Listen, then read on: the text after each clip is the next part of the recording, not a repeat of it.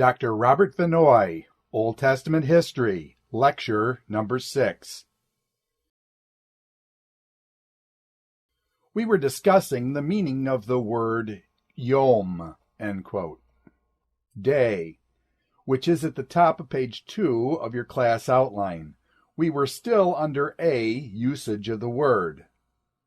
A, I divided into two subheadings, usage in the Old Testament in general, and then usage in the framework of Genesis 1. We had discussed the usage in the Old Testament in general, and we were in the process, as I recall, of discussing the usage in the framework of Genesis 1. Just to quickly reorient ourselves, as I mentioned before, it's my view that there are a number of things in Genesis 1 that point toward understanding Yom as a period of time of creative activity rather than a solar day. Among those things I mentioned, the word is used elsewhere, and that sort of a meaning and usage elsewhere permits that kind of a view within Genesis 1. Secondly, it's not until the fourth day that the lights become used for a measure of time. So it's not until the fourth day that you would have solar days. We discussed something of a source of light prior to that in our discussion of that. Thirdly, if you take, quote, day, end quote, in the structure of Genesis 1 as a figurative designation rather than a period of time, rather than a solar day, it would be appropriate to understand the phrase, quote, evening and morning, end quote, as an expression for the beginning and the ending of that period of time. We discussed that a bit. Then fourthly, I think this is where we stopped. We noticed a number of things which took place on the sixth day. The sixth day, you had the creation of the animals. You had the creation of man. You had him placed in the garden. You had him given the task of tilling the garden. You had the animals brought to him. He was to name all the animals. We get this by combining information from chapter 2 with chapter 1. He was to name all the animals, and in that process he found none that corresponded to himself. He became aware of that difference between himself and the animals of creation. Then the Lord God put a deep sleep on Adam and took the rib from Adam and created woman. And then he gives that exclamation, quote, now at last, bone of my bones and flesh of my flesh, end quote, and so forth. Now the question is, did all that transpire within the light period of a 24-hour solar day? In my view, all that happened there seems to suggest that we're in a longer period of time than simply a solar day. I think that's where we stopped.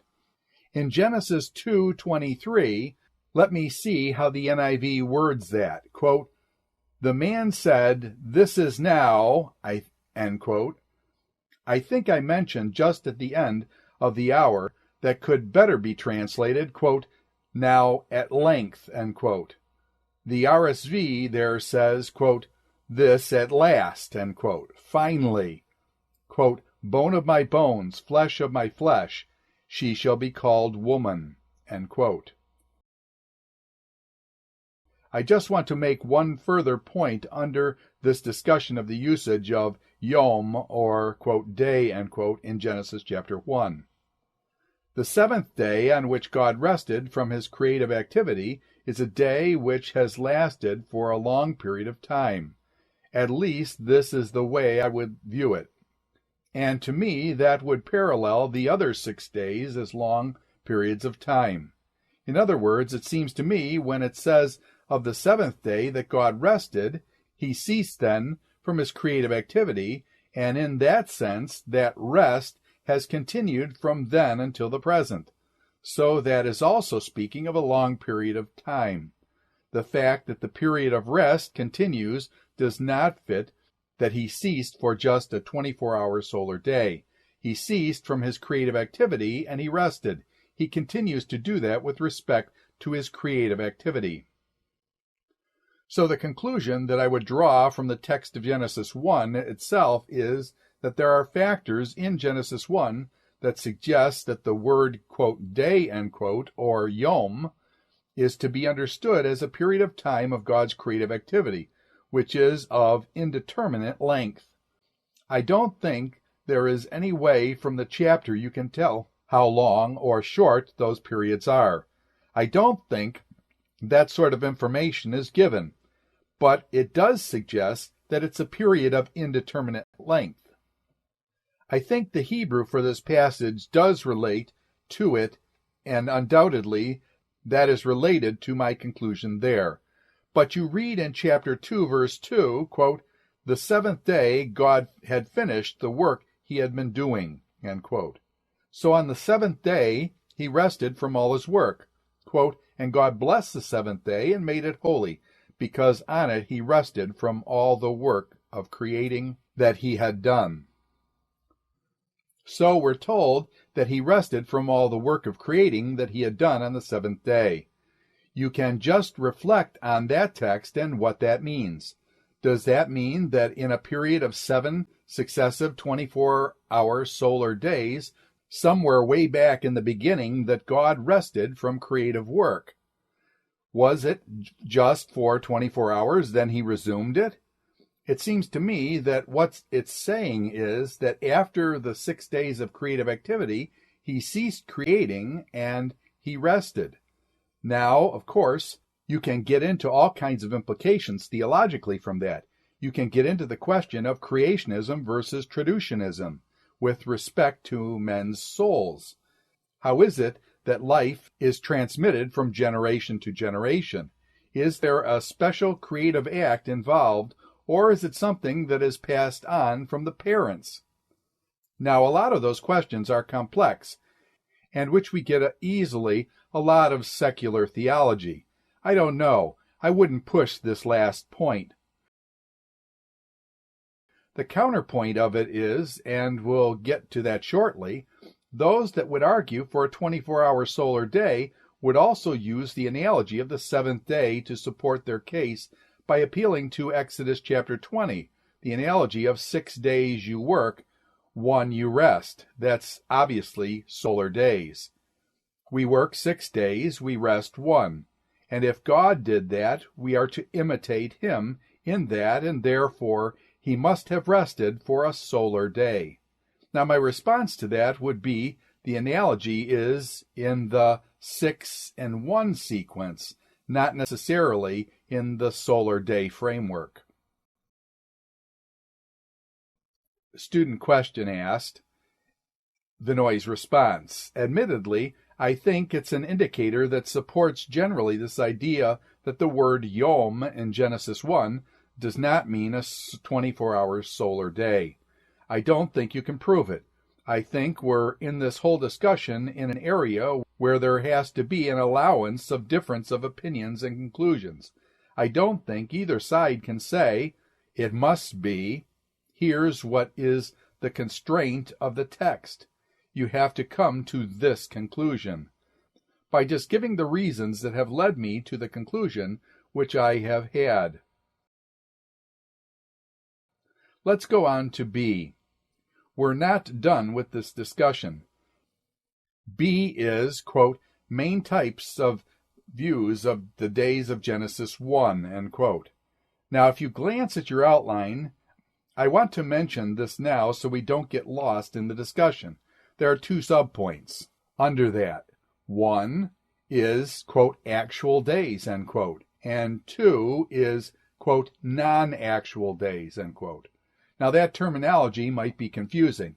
I'm not talking about solar days versus period of time when I talk about, quote, actual days, end quote, and, quote, non-actual days, end quote. If you glance again at your outline sheet, you'll see that under, quote, actual days, end quote, there's 24-hour solar day view, and there's a period of time of indeterminate length view. They are both actual days, as distinct from a non-actual day view. Now, what I mean by a non-actual day view, we'll discuss in a minute. First, let's look at the actual day view with those 2 subpoints. Let me say this also, before discussing this a bit further. We shouldn't lose perspective on the importance of this discussion of period of time versus 24-hour solar day. That's not, by any means, the most important piece of information in Genesis chapter 1. The general teaching we looked at earlier about God, about man, about the universe, I think that is what's important in Genesis 1 and 2. Whether the day was long in the sense of indeterminate length of time or whether it was short is really not the big issue. Don't lose sight of that, or you're going to get all wrapped up in a discussion of this and push its importance way out of perspective. But let's go back to this then. Actual days. First, a 24-hour solar day view. There are really 3 approaches to this. Let me briefly mention them. One would be 7 successive 24-hour days. A second would be what we touched on earlier and discussed in Genesis 1, the restitution of the gap theory, which is based on the verb, quote, become, end quote, of Genesis 1:2, where the earth became void and darkness was over the face of the earth. Interprets that the 6 days of creation are not really the original creation, but a reconstitution. You had the initial creation in, quote, in the beginning God created the heavens and the earth became void, end quote. Then you have 6 days of reconstitution, you might say, and all the geologic records, fossils included, by those of this viewpoint, are placed in the time prior to Genesis 1:2. Then you get a reordering, a restructuring in the 6 days of the chapter. But many who hold that theory hold to the 6 24-hour day understanding of the days of Genesis 1. The third approach, which would be what is called an interperiod theory. The big idea there were long periods of time between the days of Genesis 1. So that would allow for geologic records to be placed in the framework of Genesis chapter 1. But the days that are spoken of would be 24-hour solar days, interspersed with long periods of time. This third view, interperiod view, Dr. Newman holds a variation of, you might say, in his book Genesis 1 and the Origin of the Earth, I think it is. It is a very useful book. You might look at it at some point. I believe that's in your bibliography. Maybe not under this point, but page 6, next to the last entry on the page, there's an entry there I should have mentioned, which I didn't. R.J. Snow, quote, how long is the 6th day, end quote. Appendix 3 in Eckelmann's book, quote, Genesis 1 and the Origin of the Earth. InterVarsity Press, 1977. That article by R.J. Snow is an interesting and useful article about that 6th day that we just mentioned a few minutes ago. That's Dr. Newman's book. He suggests that the days are 24 hours each, and that each one opens a new creative period of a 24-hour day. So that he doesn't view the day as a long period of time, but as introducing a long period of creative activity. Some form of interperiod theory, but which would hold a 24-hour day.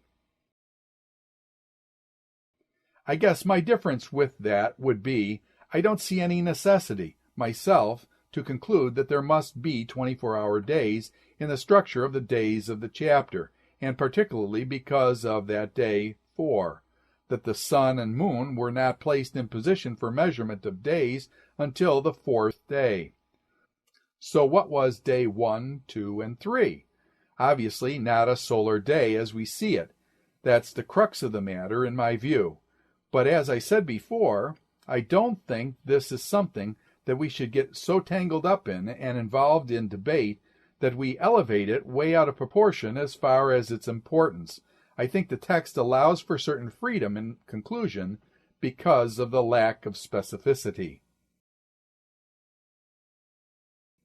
All right, 24-hour day view is what we're discussing.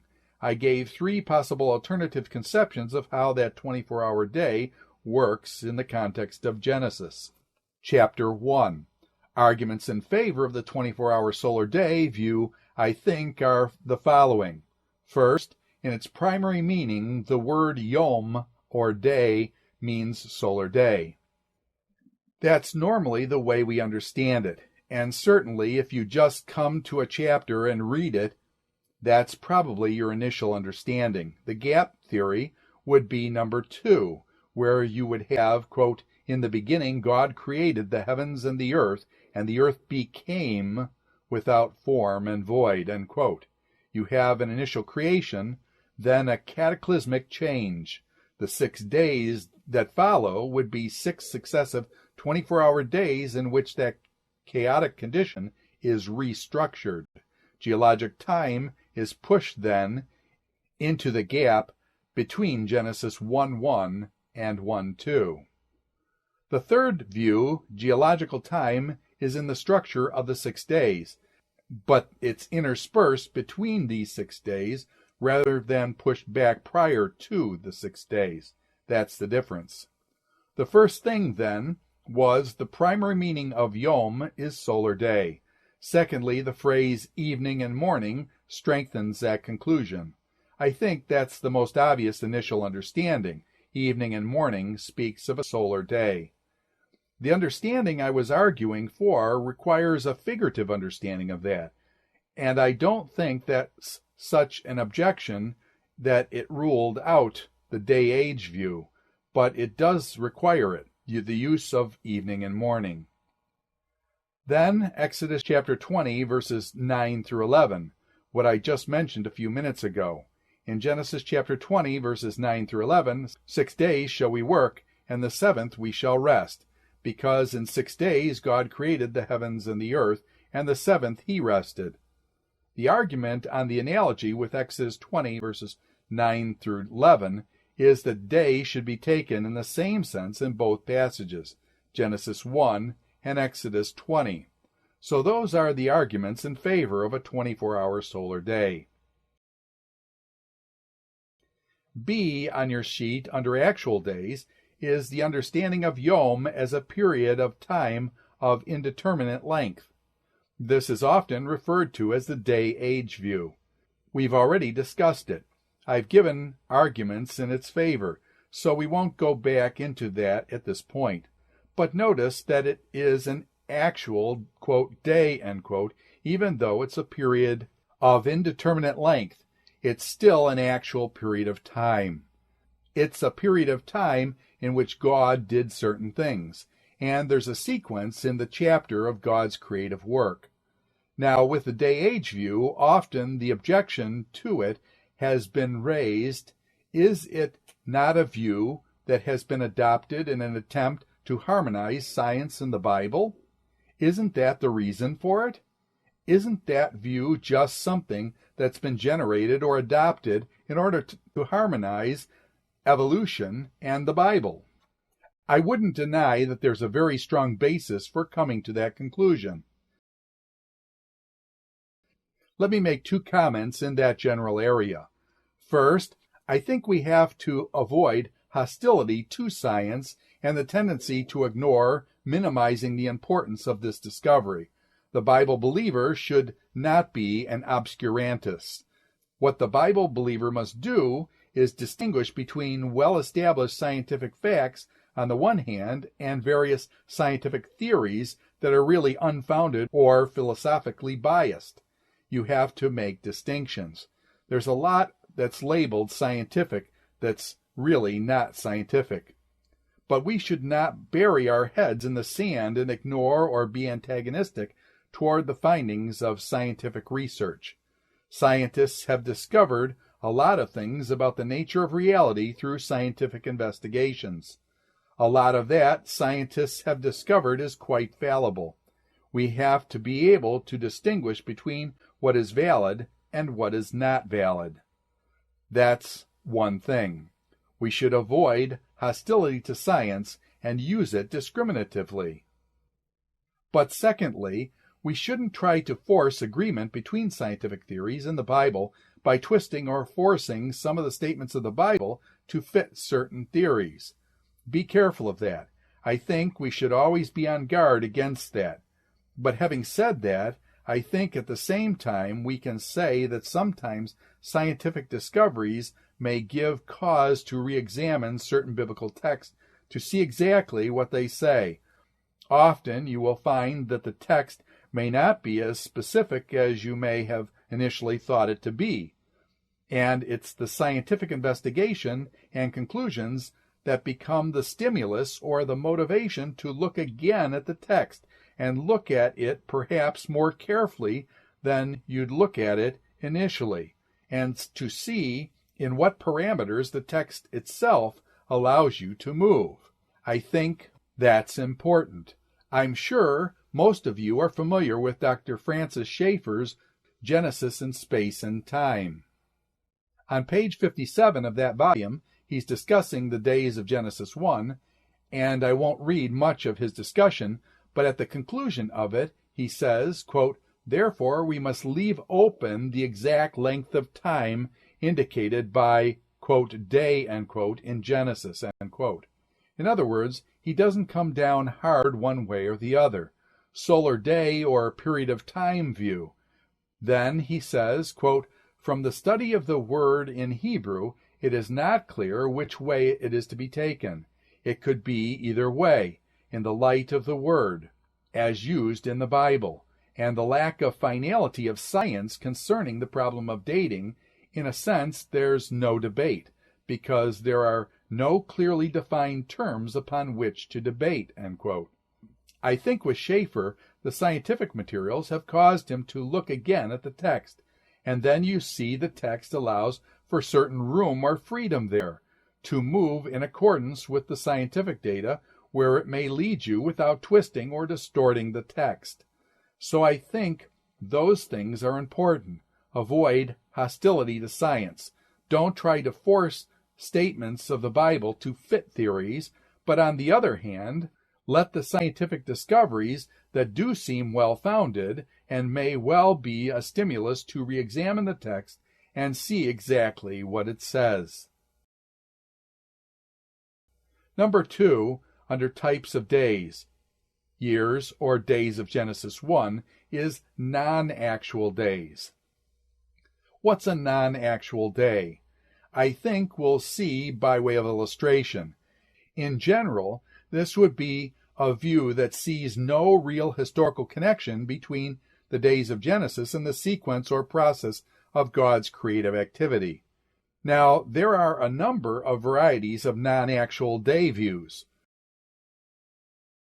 The first one, which would be small a, is the view of Origen. Origen was a church father from Alexandria, 185 to 253 AD.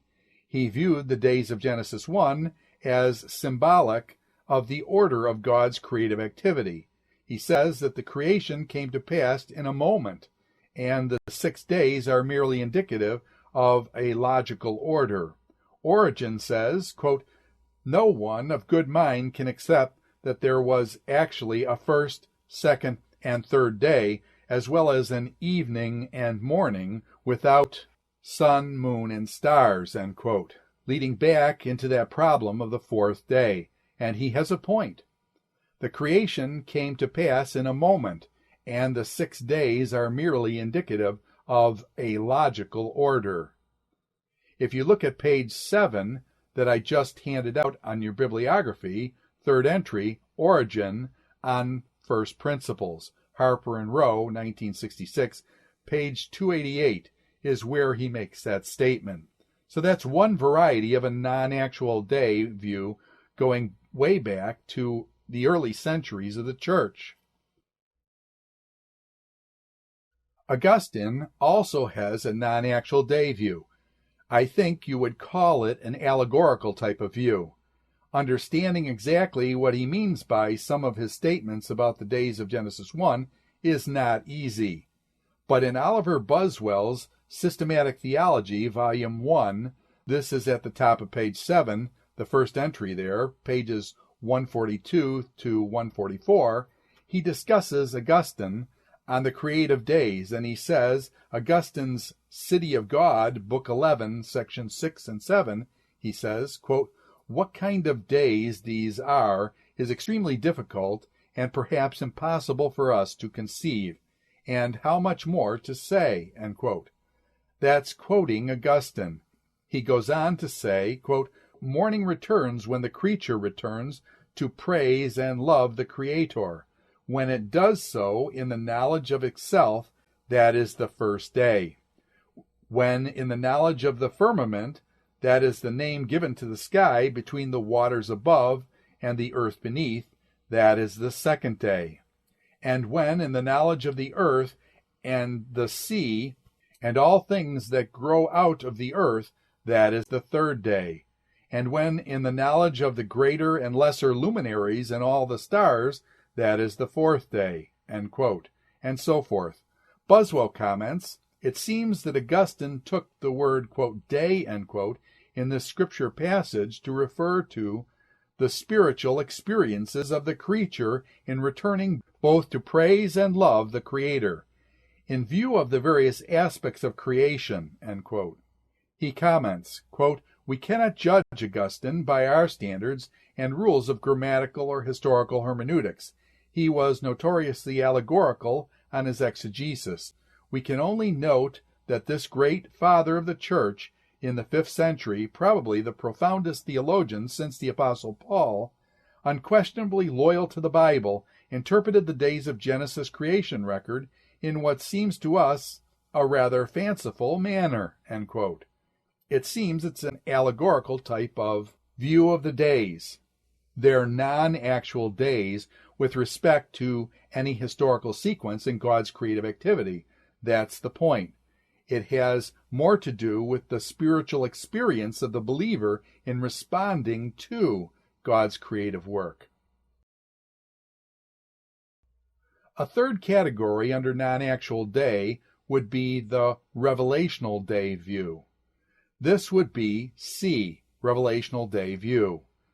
On your bibliography, down in the middle of the page 7, you see D.J. Weissman, Clues to Creation in Genesis, Part 2, Creation Revealed in 6 Days. D.J. Weissman argued that God revealed creation in 6 days to Moses, so that the days of Genesis 1 are not solar days or age days indicating a time of creation, rather they are solar days indicating a time of revelation. It was creation revealed in 6 days. I find it very difficult to find that in Genesis chapter 1. It seems what's being spoken of is not God's revelation to Moses of what he had done in 6 days of revelational activity, but what he actually did in terms of creative activity. But this view is certainly a non-actual day view, which with respect to the days of creation. Now, see what's behind this? This is relatively recent, 1977. I think again, is this harmonization of science and the scripture? If you have a certain sequence in God's creative activity, how do you match that up with what scientists are telling us about the sequence and what we can find with respect to creation of different life forms? If you remove sequence from Genesis chapter 1, then you no longer have any problems. The next view I'll mention, which is a non-actual day view, is the view that I would say is most popular among contemporary evangelicals who hold to a non-actual day kind of view. I'll call that the framework hypothesis or double symmetry views. Probably the most influential advocate of this in English writing is N.H. Rittervoss. That's your 4th entry on page 7 in his little book, quote, Is There a Conflict Between Genesis 1 and Natural Science, end quote, Erdmans, 1957. That's a translation from a Dutch book. He later wrote a more extensive volume on the same subject in 1963 that I have listed there in Dutch. but it's never been translated into English. In Rittervoss's view, the 7 days of Genesis 1 are a literary framework into which the creation narrative is set, thus framework hypothesis. It's a literary framework into which the creation narrative is set. In its view, the days are a literary device and are not to be taken as having chronological significance. It is just a pure and simple literary device. There's no chronological significance. They're non-actual days. They're not days that actually took place. It's a literary framework to tell the story of creation. Rittervoss says, quote, "The 6 days of Genesis 1 are obviously intended as the sum of 2 tridiums, that is, 2 sets of 3, which consequently reveal a clearly pronounced parallelism, while the total arrangement is intended to place in bold relief the surpassing glory of man who attains his true destiny in the Sabbath." Given this plan of the creation account, we may infer meanwhile that the author consciously used days and nights, evenings and mornings as a literary framework. The specific order belongs to the writer's method of work, not God's creative acts, end quote. The order belongs to the writer, not the work, not God's creative acts, although it may symbolize the idea that creation is well ordered. Now you see what he did. He drew a parallelism between the first 3 days and the second 3 days. Day 1 you have light, whereas in day 4 you have the light bearers, the sun, moon, and stars. Day 2 you have the firmament and the division of the waters above and below, whereas in the 5th day you have the fish and the birds. The parallelism is something that's disputed, but you can perhaps see it here, or perhaps you'll find a problem with it. But the 3rd day you have the dry land separated from the sea and vegetation, and then you have the inhabitants of the earth, animals and man, on the matching 6th day. That leads up to the 7th day of special significance, the Sabbath. You find rest in the Sabbath. Now let me push that up a bit. You have 8 creative acts, 4 on the first 3 days, 4 on the second 3 days, which means you have 2 each on the 3rd and the 6th days. Those creative acts are introduced by the phrase, quote, "and God said," end quote. If you go down through the chapter, you find that phrase, quote, "and God said," end quote, repeated. You see in verse 3, quote, "and God said, let there be light," end quote. We have it once on the first day, then verse 6, quote, "and God said, let there be a firmament," end quote. That's the second day. Verse 9, quote, "and God said," end quote, is on the 3rd day. But verse 11, you see, you have 2 on the 3rd day. Verse 9 and verse 11. Then verse 14, you have, quote, "and God said," end quote. Verse 20, "and God said," end quote. Verse 20 is, quote, "and God said," end quote. That's the 5th day. And then verse 24, quote, "and God said," end quote. And 26, you get 2 on the 6th day. So you get 2 each on the 3rd and 6th days, and a total of 8. So with that kind of a schematic structure to the chapter, the conclusion is drawn that what you have here is a literary device to structure the creation account, and that the days are not actually days of God's creative activity. They're a literary device of the writer in presenting God's creative works. Boswell, in Volume 1 of his Systematic Theology, discusses this view. On page 143, here's what he says of it.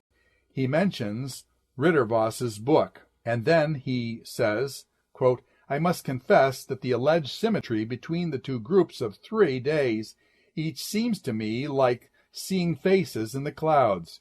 Yes, the faces are really there and can be seen by others to whom they are pointed out, but the question is whether they were intended.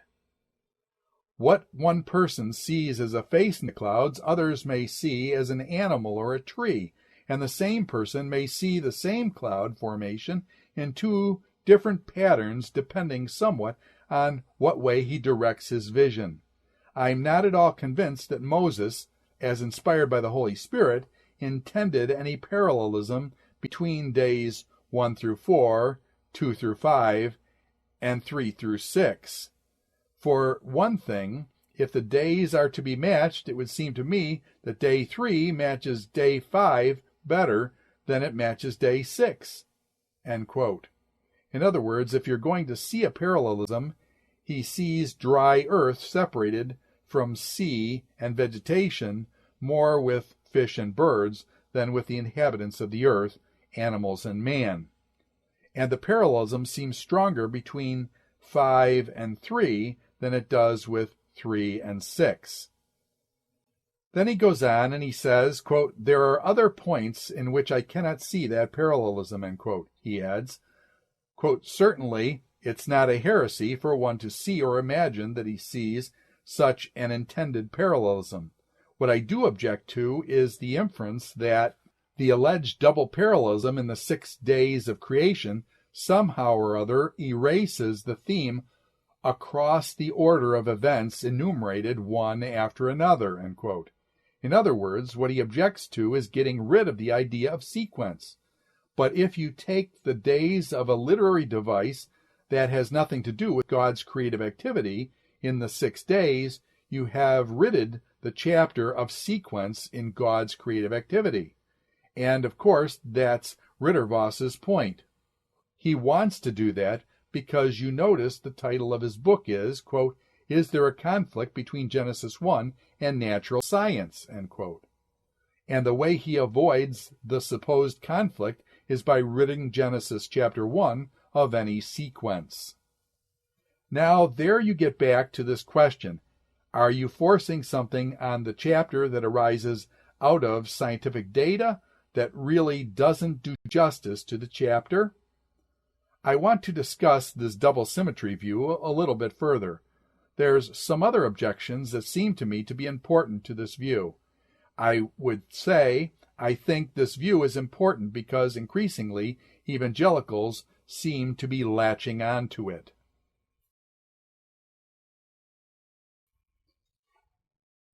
This ends Dr. Robert Vannoy's Old Testament History, Lecture number 6.